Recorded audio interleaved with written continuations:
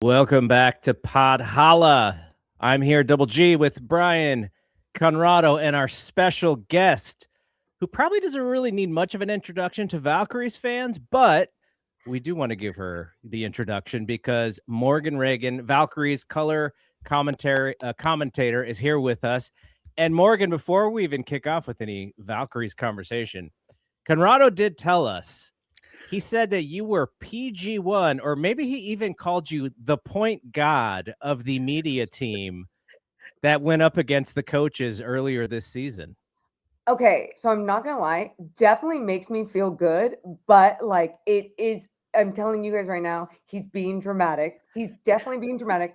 I would, by the way, can never take Chelsea Gray's nickname, but I do like what is it? The PG1? Is it the PG1? That Yes. there's something about it that just makes me feel so good because it's like I don't get to play basketball anymore. So then with all the media members and stuff, it was so much fun out there. And I'm so glad I could be the point guard of our squad. Well, Bri, I mean, if we need to bring in some more people for next year, Bri's about 6'1.5". I'm washed. I literally just played in my co-ed league, and it was I need to, one of those feelings where it's like I need to go to the park and shoot free throws for Okay, like 3 but hours here's the to feel thing. good again. I haven't coached him probably in about 14 years, but I can get him ready. We'll get him lean and mean. He'll start getting those runners going again, and we can battle back against the coaches. I was gonna say, Washed. Brian, we're all washed. So you should like Okay, it's funny that Morgan says that because we played a 40-minute game against the coaching staff, and I'm pretty sure Morgan played approximately 37 to 38 minutes. It wasn't until like the waning seconds that she realized, wait, he's like, I never subbed out. I'm like, oh my God. I And we're saw all, out one time and I felt so bad. Even Natalie Nacostia was like, did you ever come out? And I was like, yeah, once. And that was my bad. no, it really wasn't. If you looked at the bench, we're all like, just stay in, just stay in. It sounds a little bit like the Dallas Wings substitution pattern there. Oh. That's just a joke. So let's kick this off. So the Valkyries are in second place right now in the overall standings record wise. I think Valkyries fans now all of a sudden there's some expectations. It's like, oh, we weren't sure how good this team was, and now there's some expectations, and then on top of that, they've lost their last 2 games. So now a lot of Valkyries fans are like, oh no, are they as good as we were hoping or we thought they were? What has been your take on this team all season long? They've played such fantastic basketball that this is kind of like their first real hurdle of the season, as far as I remember. What's been your take so far on the season? Yeah, my take is that we're so spoiled. And what I love is that I grew up a Sacramento Monarchs fan. I grew up a Sacramento Kings fan. I cover the Sacramento Kings, which, as you all know, is very bad basketball over the years, right? So then I would always look across, and then with the Monarchs, there are only championships in Sacramento.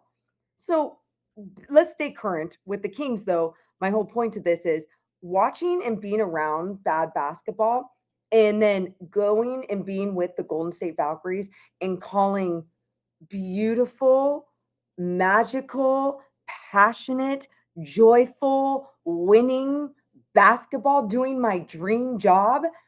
It's like I get to see it from this perspective of when people get worried or when possession doesn't go the way you want, or they don't start off games the way you want, or they don't have the late game execution that you want. There's just so much good. It's hard for me to even worry. And so I think there could be this like jaded kind of take when these games start to drop like this, because expectations, of course, are always going to be high. They were high in the inaugural season and then going into this next season. But I guess like my overall take is that it's sports, it's basketball, and I'm just not worried after these last couple of losses. Well, I guess more of like I had a question about your career and a little bit of like is there a chance that I just found your Max Preps page? Oh, yeah. Yeah. Oh, no. I see a game logged 25 points per game on 50% shooting. That's incredible. Wow. Is that a game? I don't even if that was my final game, I forget. There was my final game my senior year. I knocked down 7 threes like in the first half. And then Conrado, you'll appreciate this. Well, not appreciate this. I had a point guard at the time that wouldn't pass it to me because I was just playing more in the shooting guard role. That wouldn't pass it to me in that second half, so I couldn't end up finishing up. But yeah, some of those stats are hopefully true. Yeah, and so I guess, when did you realize that you wanted to, I guess, stop playing basketball and transition to broadcasting? And then, like you said, this is your dream job. So when did you realize that this was your dream job? Well, I knew it was my dream. I was the weird kid where like I was obsessed with basketball at a very young age, like 3rd grade on, like sickly obsessed. And then broadcasting, I became obsessed with at like 15 years old because I was young going into high school, and my high school had a media program. And so we had a green screen, a whole media class. Like it was this amazing class that they had. I fell in love with production. And then after high school, I turned down some scholarship opportunities to play college ball. Long story. Then a JUCO, Sierra College in Rockland, Northern California, go Wolverines. They reached out. They wanted me to be a part of their team. I did all of that. We ended up being runner-ups in the state of California, and it was a really good, fun style of basketball. Like it was just crisp and fundamental. And so then I kept wanting to play. I played some pro-am ball in San Francisco at Kezar Pavilion. I've been. I love that. Yeah. They have some SF dead Pro. spots on the court and everything. But yeah, I thought I wanted to go overseas, but I'm a 5'6" point guard with the shoulder coming out of its socket kind of thing. So I transitioned straight into like sports radio in Sacramento, and then just kept working from there. But being a color analyst, I always wanted to analyze the game at a high level. I just wasn't getting opportunities when I started because women in that space were just always seen as like sideline reporters. And there's nothing wrong with sideline. I do sideline too, but I just never wanted to be put in that bubble, and I wanted to analyze. And when I got that opportunity, I was like, oh yeah, this is what I'm supposed to be doing. Well, awesome. Out here in the Bay Area, I think most Bay Area sports fans would remember Kate Scott.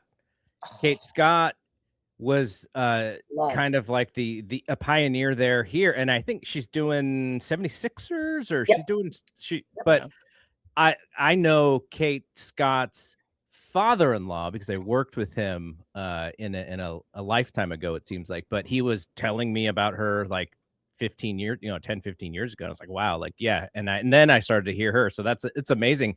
You mentioned the Monarchs. Are you going back in the days of like Tisha Penichero and those days of the Monarchs? Oh yeah. They won a title, right? They won the title later on with Kara Lawson. Okay. And was that 2005? I have to remember. I think it's 2005. Yeah. I want to get the exact date. I'm very bad when it comes to remembering dates and everything else. But yes, I grew up on like Tisha, Yolanda Griffith, and Ruthie. Like I was obsessed with that squad. And then once it became I followed Kara Lawson because I loved the battles between her and Diana Taurasi when it was UConn, Tennessee. And so that made me have a different shift in love for like college basketball even. So then to see Kara Lawson win a championship in Sacramento, and then now I've been able to work with her on Amazon Prime. I'm like, all of this has just been a dream come true. Go for it, Conrado. Oh, no. I mean, this is where it's interesting because, I mean, as you were just describing like your own basketball journey, it really shapes the way that you do your job, right? How you approach your craft. And so at the top of the episode, you said it's been a pleasure to watch the Valkyries as, a beautiful, passionate, gritty brand of basketball. I think a lot of fans will agree that they're passionate. I think everyone will say they're gritty. I think a lot of people in the fan base, they're not sure if it's beautiful. So as someone who is an analyst and a historian of the sport, what stands out to you that makes the Valkyrie style of play so beautiful? I love that I get the historian of the sport, like loving these things. It's not true. You guys are putting me over way too much. Um, We've all but hosted podcasts before. but with their, I guess when it comes to like it being described as beautiful basketball, success isn't always linear. And sometimes it's not even about the like conclusion, it's about the journey leading into trying to grow. And or I'm sorry, it's not even about the result. Sometimes Mhm. it's just more about the journey rather than the result. And that's why in some of these losses, yeah, don't get me wrong, there has been some bad basketball being played, whether it's you can go possession by possession or just even a defensive mistake or an offensive possession that gets stagnant. Absolutely. But that's the beautiful thing about basketball is making adjustments and learning from it. And what I've seen from the Valkyries since I even started calling their games last year was that they're a team that is coached so well by not only Natalie, but an entire coaching staff that they're willing to listen, be coached, and make those adjustments. And so I guess where the beauty comes in is when you do see someone learn and grow and it happens right in front of your eyes. It's like you watch the game to see this backdoor cut, for example, and are they cutting with intention? Is it really getting them open? Maybe they're getting taken out. Maybe they're getting told on the side, hey, seal off your person and then cut like this. Whatever that small technical adjustment that is made, sometimes I'll notice it, sometimes I won't, and they'll just be open, but you'll notice some sort of adjustment. And I just think that's what makes it so beautiful as well, besides when everything's flowing on the defensive end and being pushed up the court for the offensive end. See, this is why Morgan is PG1. Exactly.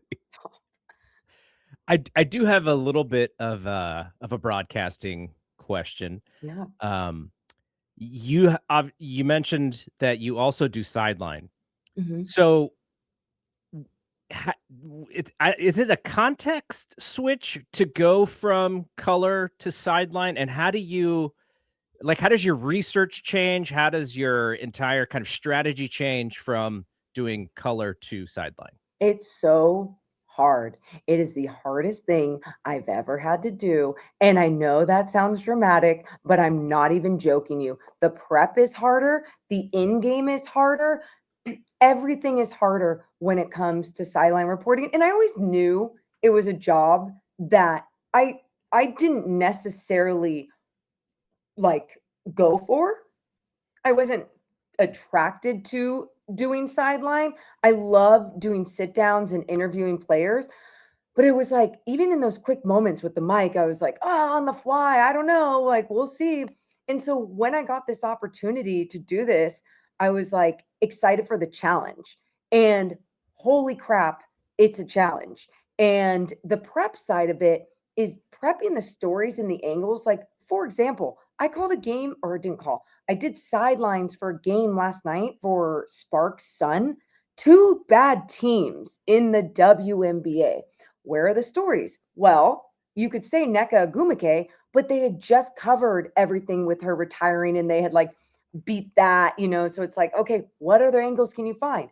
Okay, so then I had Brittany Griner and Nneka Ogwumike were back-to-back number one picks. I was like, I'm going to go with this storyline. Brittany Griner isn't playing in the game. So then you just lose out on these angles and these stories that you want to tell and you could still tell it. But my point is in how you fill up everything with quotes and everything else, it comes on game day. When it comes to me doing color analyst work, I love to prep the day before, the night before, and the morning of. But mostly the day before and the night before, because you go through your charts, you can go through the last game. It's a lot less pressure. Sideline, you feel like you're getting it all there and done, right? Like really, really tweaking everything and finalizing everything as you're going into the game. And that pressure makes me really anxious. I do have another nerdy broadcasting question. Then Conrado and Brian, then you guys can go. When it comes to doing color, how much of it is chemistry with the play-by-play person? Like, for instance, let's say, I'm just throwing a name out there that Yeah. people will know. Let's say Mike Breen is like, all of a sudden, I want to do a WNBA game and I want Morgan to do it. Now, I don't know if you know Mike Breen at all, or if you've talked to him or whatever, if there's any chemistry there, but like, how hard would it be for you to work with him without working with him before? You know his voice, you've heard games that he's done before, versus obviously your current partner. You do games and you all know each other's skills and strengths and weaknesses very well. Like, how different would that be?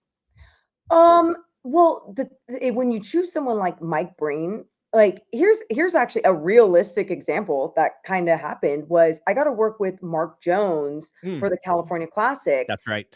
Over the summer, and with him, like, I love Mark Jones. I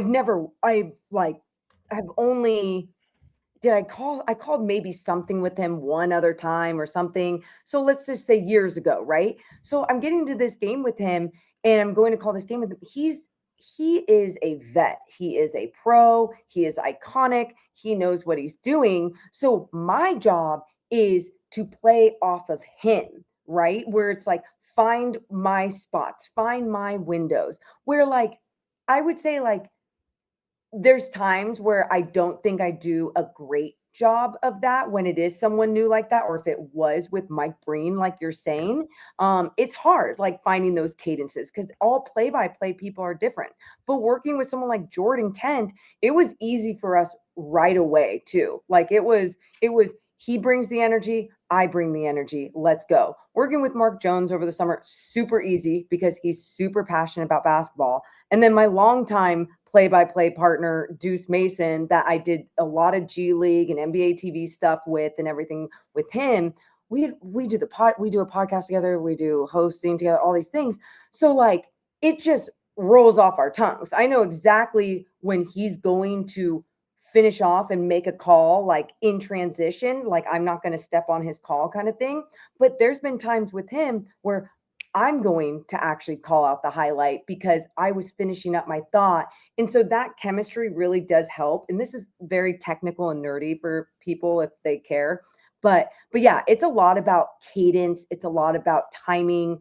And when you're working with just passionate people that care about the job and the sport, your life is just easy as an analyst. Yeah, I just wait for Mark to say someone was playing with their food, and then I know that was a good call. All right, guys, go for it. Conrado, if you have something else, Brian, if you have something else. We talk about the differences in between year one Valkyries and year two Valkyries, but how about for you? I know there's been different play-by-play partners, like even a friend of the show, Kevin Dana, getting a couple games in there, but what has it been like for you from year one to year two? What are some of the big differences that you've noticed? It hasn't been crazy different for me, because I feel like I was lucky enough to work with, like, a few different people as I kept trying to grow my color analyst career. So once I got to Valkyries and I had to work with like 3 different people, I was like, okay, bring it.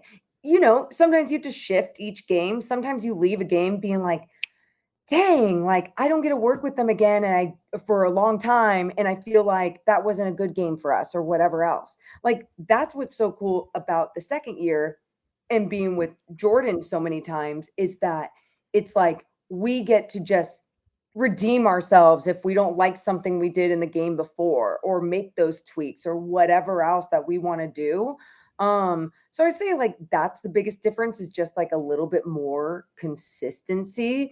Because a lot of my color analyst career started with Deuce Mason being really consistent. When you get used to someone, it's like, okay, going on to the next, what's it going to be? But it's pretty easy because I like a lot of people and so that makes it easy to work with a lot of people. And I just get to be myself. Like, that's what I always tell myself, is that if you were working with someone that, let's just say, didn't like basketball or didn't like WNBA basketball, and you can tell, don't change your mood just because they don't like it. So that's what I've kind of learned too, is no matter what, just stay myself.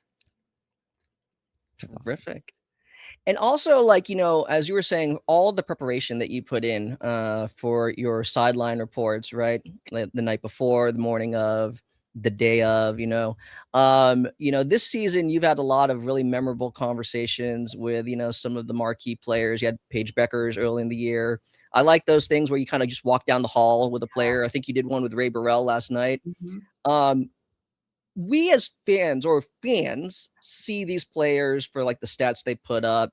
Maybe the most like the extent of getting to know them as people is what you see on social media. But for like this younger generation of up and coming like stars, what is something that you've seen from them that maybe like fans in general, it just doesn't really resonate through the box score or like through what you see on TV? I guess like I did a walk and talk with Olivia Miles. I saw that one. Like is she not just so special? Incredible. So I don't like it when she's beaten down on the Valkyries, but it's fun watching her otherwise. She's so good. So good. And talking to her, she was just so willing to be thoughtful with her answers as well. And I feel like this generation of players appreciate where they're at and where the players ahead of them have kind of brought the league and everything. And what I will say, doing a few games of the Minnesota Lynx as with Prime, is what I noticed was Cheryl Reeves has just one standard, and it is you have to do everything great, but it's also like you have to appreciate being there. So you should be thankful that you get to do an interview. You should be thankful that you're in a place that you get this platform to speak about the sport that you love and all these things. So she has created this culture of like, be appreciative that you even get to do this. And, and you see in some of the other sports, and let's just be real, in some of the male sports where it's like they make so much money. It's like, I don't need to do this. I don't care. I don't need to be thoughtful in my answers. I can be short and sweet, whatever. Not everyone's like that. So I don't want to generalize for all like NBA or anything. But my point is what I've noticed with WNBA players, thoughtful answers when it comes to those walk and talks, and even in some of the sideline interviews and everything else. And the knowledge of the game comes through too when you do ask the right questions. And in some cases, in some of the other sports, they just decide to skip the podium. They don't even want to talk. So being that you've seen you cover the Valkyries locally, but you also do work in the WNBA. So you see all of these different teams. You talk to people all around the league. What have you heard about folks who are not with the Valkyries every day? Other teams, other GMs, other players. How do they talk about the Valkyries and whether or not they believe that the Valkyries are as good as their record? Yeah. It's funny. There was a few people in the beginning of the season that would be like, man, Valkyries have to make their shots if they want to win we know they can dominate on the defensive end, but they better be making their shots.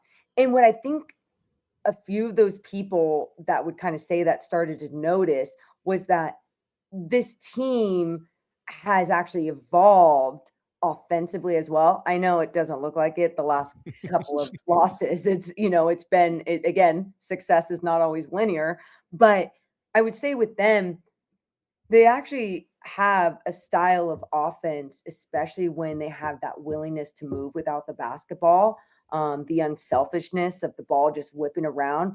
That goes a little bit more noticed with people around the league.